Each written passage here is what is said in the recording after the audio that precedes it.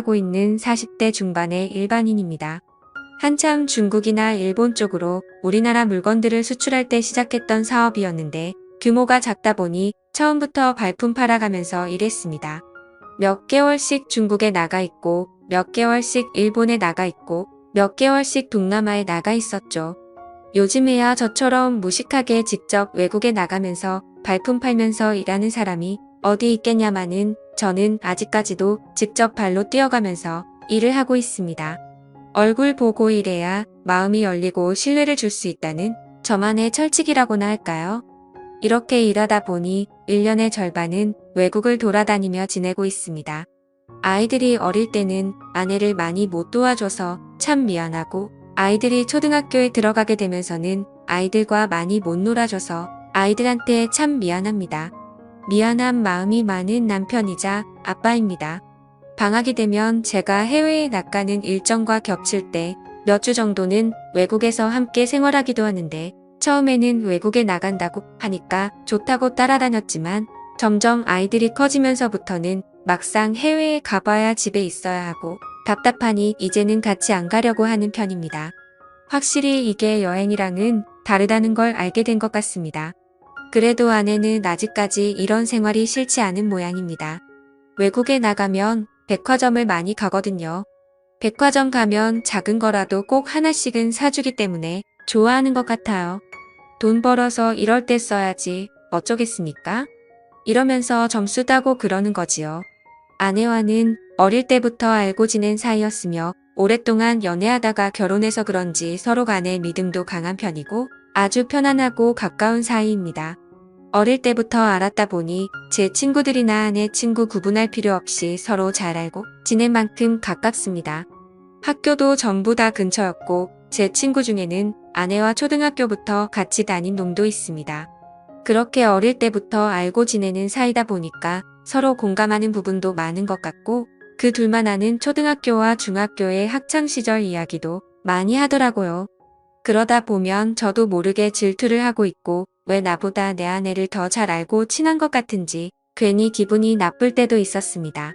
그리고 은근히 저를 견제하듯이 제 아내랑 더 친한 척하는 그 꼬라지가 참 보기 싫더군요.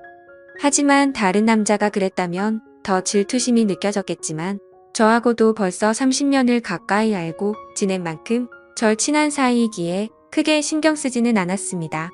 다만 그놈 와이프랑 그놈 저희 부부까지 같이 술을 자주 마시는데 아주 가끔 술을 많이 마시는 날에 옛날 학창시절 이야기까지 나오면 둘이서부터 앉아서 장난도 치고 끌어안기도 합니다.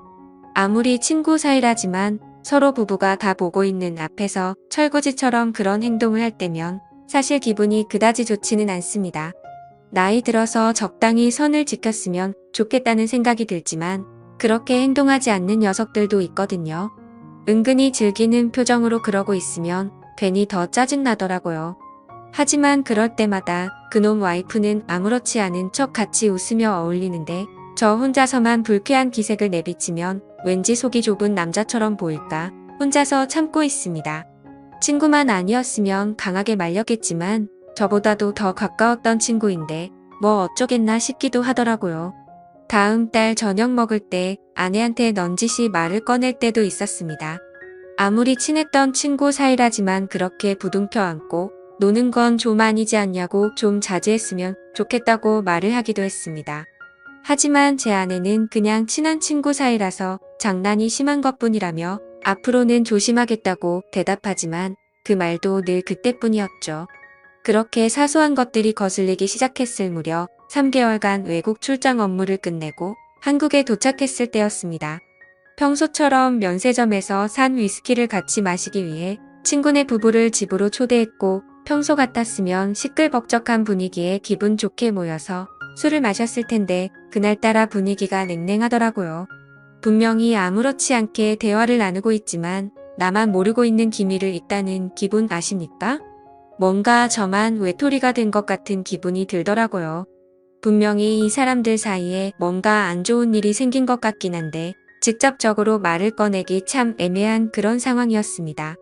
외국에 오래 나가 있다가 한국에 오면 아무래도 그동안 이런저런 일들이 있기도 하니까 이런 기분을 느낀 적은 많았죠.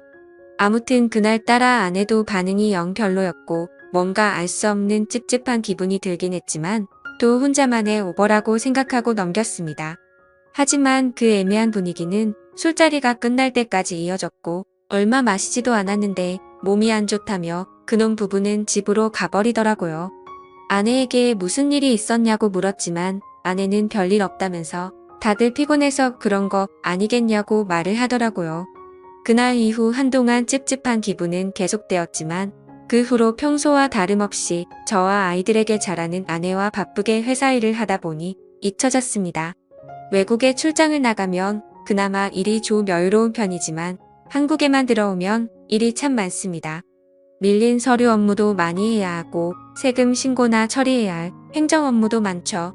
그날도 평소보다 늦게 야근을 하고 퇴근하는 길이었는데 집 앞 주차장에서 아내와 그 친구가 말다툼하고 있는 걸 봤습니다. 순간적으로 얼마 전에 냉랭했던 술자리가 생각났고 제가 모르는 비밀이 무엇인지 궁금하더라고요. 저는 뭔가 불길한 예감도 들고 도대체 무슨 일이 있었던 것인지 너무 궁금해서 조용히 차 뒤로 숨어서 무슨 이야기를 하나 들어봤습니다. 근데 이야기가 뭔가 이상하더라고요. 그 친구 녀석이 제 아내에게 왜 요즘 피하냐고 하면서 싸우고 있는 것이었습니다. 이야기의 맥락을 들어보니까 제가 외국에 나가 있을 때마다 아내와 그 친구 녀석이 부부처럼 지낸 것 같은데 제가 한국에 들어올 때는 자신을 안 만나주니까 그 남자가 제 아내한테 큰 소리를 치고 있었던 것이죠. 저는 너무 화가 났지만 좀 더 침착하게 이 상황을 녹음하고 곧 제 아내에게 다가갔습니다. 너무 화가 나서 그놈을 바로 땅바닥에 넘어뜨리고 마구 욕을 했습니다. 아내와 그놈은 엄청 당황한 모습을 보였고 제가 녹음까지 다 했으니까 숨기지 말고 똑바로 다 얘기하라고 소리쳤습니다. 처음에는 무슨 소리를 하는 거냐고 시치미를 뗐지만 제 폰에 녹음되어 있는 이야기 소리를 듣고 나서야 아내가 말을 하기 시작했습니다. 몇 년 전에 제가 해외에서 근무하는 기간에 그 놈이랑 제 아내랑 중학교 동창회를 같이 다녀온 적이 있다고 하면서 제가 다녀오라고 허락해줬던 그때 동창회 모임이 생각나더라고요. 제 입장에서는 당연히 별다른 문제가 없을 것 같아서 다녀와도 된다고 허락해준 것이었는데 그때 그 동창회에서 둘 다 술을 진탕 마시고 근처 숙박업소로 갔고 그렇게 둘이서 처음으로 실수를 했다고 하더라고요. 술김에 저지른 한 번의 실수라고 생각하고 서로 조용히 그때 그 사건을 덮기로 했는데 그 후로 저 몰래 둘이서 몇 번 만나서 술도 먹고 같은 실수를 반복하게 됐고 그러면서 바람은 아니지만 필요할 때만 만나는 그런 관계로 지내게 되었다고 했습니다. 그래서 최근까지도 한 달에 한두 번씩 만남을 가졌다고 하더라고요.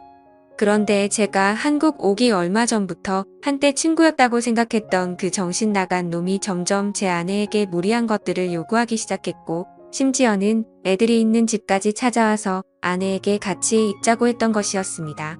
아내는 그 놈을 달래서 보내거나 그것이 안 되면 같이 나가서 아파트 옥상으로 올라가서 더러운 시간을 보냈다고 하더군요. 이렇게라도 해주지 않으면 친구 녀석이 도저히 집에 갈 생각을 안 했기 때문에 어쩔 수 없었다고 말했습니다. 그런데 점점 더 그놈이 제 아내에게 집착하면서 만나는 횟수가 많아졌고 결국 아내가 그만 만나자면서 헤어지자고 한 상태라고 하였습니다. 지금까지 있었던 모든 일들이 실수라고 생각하고 다시는 이런 실수를 하지 않겠다고 눈물을 흘리며 믿어달라고 말하더군요. 지금까지 이렇게 함께 만나는 그 순간에도 제 아내는 저놈과 함께 시간을 보낸 건 맞지만 바람을 핀 것은 아니라고 말하는 그 말마저도 너무 어이가 없고 짜증나더군요. 저는 지금도 그때를 생각하면 너무 화가 나서 말이 안 나옵니다. 정말 어떻게 사람이 이럴 수 있나 싶습니다. 세상이 미쳐 돌아가는 건지 사람이 미쳐 돌아가는 건지 머리가 어지럽습니다. 저는 일단 그놈 와이프에게 전화를 해서 불러냈고 제가 듣고 본 사실들을 모두 이야기해 주었습니다. 그 더러운 놈과 제 아내는 무릎을 꿇고 있었고 제 아이들도 보고 있었습니다. 다시 안 그러겠다며 손이 발이 되도록 빌더군요. 그놈 와이프의 요구대로 의미도 없는 각서와 지장을 찍고 그놈 부부는 집으로 돌아갔습니다. 그렇게 그 친구네 부부는 집으로 돌아갔고 그 부부가 돌아간 이후에도 제 아내는 저에게 잘못했다고 계속 사과를 했지만 저는 그런 아내를 쳐다보지도 않았습니다. 아무리 생각해도 너무 화가 나고 배신감에 와이프가 사람이 아니라 짐승으로 보이더군요. 저는 어떻게든 가장으로서 이 집안을 이끌어 나가기 위해 일하고 아내에게 명품도 많이 사주고 애들 잘 챙겨주라고 집에 돈도 많이 보냈지만 그녀는 그 돈으로 다른 남자랑 놀아나는데 썼다고 생각하니까 너무 배신감이 들었습니다. 최선을 다해서 참고 또 참았지만 도저히 화가 삭혀지지 않아서 장인어른께도 전화를 드렸고 지금까지 있었던 사실을 모두 말씀을 드리며 따님을 데리고 가시라고 하였습니다. 그러고는 종이 박스를 구해와서 아내의 짐을 다 담고 당장 내 눈앞에서 꺼지라고 말했습니다. 장인어른과 장모님이 저희 집에 도착했을 때 장모님께서는 딸을 잘못 키워서 미안하다고 저에게 용서해달라고 하셨고 장인어른은 아내에게 화를 내며 욕을 마구 하셨습니다. 장인어른은 너 같은 딸을 키운 게 부끄럽다고 너를 데리고 갈 생각이 없으니 아까 그놈이랑 붙어먹고 살던지 길바닥에 나가서 굶어 죽던지 마음대로 하라고 말씀하시더라고요. 이런 상황에서 제 아내 편을 들지 않고 따끔하게 혼내는 그 모습이 약간은 통쾌하더군요. 이런 상황에서 만약에 아내 편을 들었다면 저는 그 자리에서 모든 걸 다 뒤집어 엎으려고 했었거든요. 더 이상 듣고 싶지도 않고 보고 싶지도 않으니 일단 따님 데리고 나가셔서 밖에서 때리시든 척가에 가셔서 때리시든 알아서 하시라고 하였습니다. 현관문 앞에 있는 박스를 챙겨서 내보냈습니다. 아이들도 제법 컸기에 대충 상황을 알고 이해하는 듯 했습니다. 다음날 회사를 다녀오니 아내는 집에 와 있었고 저녁상을 차려서 식탁에 앉아 있었지만 아이들도 집안의 분위기를 눈치채고는 방에서 나오지 않고 있었습니다. 저는 아내에게 집에서 나가달라고 말했습니다. 도대체 그놈과의 만남이 얼마나 좋았으면 몇 년 동안 이렇게 지내었는지, 또 아이들이 집에 있는데 그놈이 집에 들어오게 하였고 어떻게 내 친구였던 놈과 온갖 더러운 짓을 할 수가 있냐며 따졌습니다. 그러자 아내의 태도는 가관이었습니다. 아내는 저에게 그럼 당신은 얼마나 깨끗하냐며 역으로 따지는 것이었습니다. 사업을 하다 보면 그런 술집도 갈 수 있고 솔직히 업소도 다니지 않냐고 말하더군요. 정말 당신은 자기한테 미안한 행동 안 했냐고 따지길래 내가 사업하면서 다른 사람들한테 접대를 한 적은 있어도 내가 접대를 받은 적은 없다고 말했고 내가 만약에 잘못된 행동들을 하고 다니더라도 이따위 일을 만들 만큼 행실을 개판으로 하지 않았다고 말했죠. 사실 저도 사업하면서 실수를 하긴 했습니다. 근데 적어도 그런 여자를 아내 앞에 데리고 와서 같이 술 마시고 놀지는 않았잖아요. 아내는 척가에 돌아갔고 저는 아내에게 이혼을 요구했지만 아내는 제발 용서해달라며 이혼만큼은 참아달라고 부탁하고 있는 상황입니다. 현재는 이혼을 하지 않은 상황이고 아직도 대화로 이 문제를 풀어나가는 중입니다. 아이들은 아빠의 뜻대로 따라가겠다면서 자기들 때문에 아빠의 선택에 방해가 되고 싶지 않다고 하더군요. 그리고 그놈과 그놈 와이프는 얼마 전에 이혼했다는 소식을 들었습니다. 저는 어떻게 하는 게 좋을까요? 이혼하는 게 정답일까요? 그래도 아이들이 있는데 언젠가 시간이 한참 지나면 그놈과 함께 있었던 제 아내의 모습에 안 시달릴 수 있을까요? 평생 생각날 만큼 힘든 일이 들 수도 있다고 생각하는데 그럴 거면 그냥 이혼하는 게 정답이 아닐까 생각이 들기도 합니다. 아이들 때문에 걱정이 많아지네요. 오늘의 사연 여기까지입니다. 지금까지 읽어주신 모든 분들 감사합니다. 구독과 좋아요, 알림 설정 눌러주세요. 그럼 모두들 행복한 하루 보내세요.